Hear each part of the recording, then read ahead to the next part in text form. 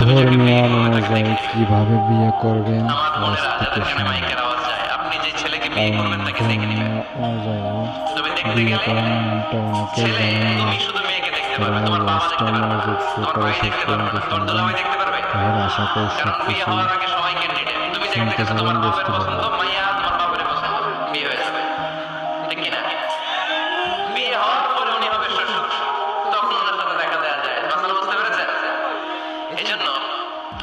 বিয়ের আগে একে অপরকে দেখে নেয়া, জেনে নেয়া, এটা সুন্নাত। কিভাবে দেখতে পারেন?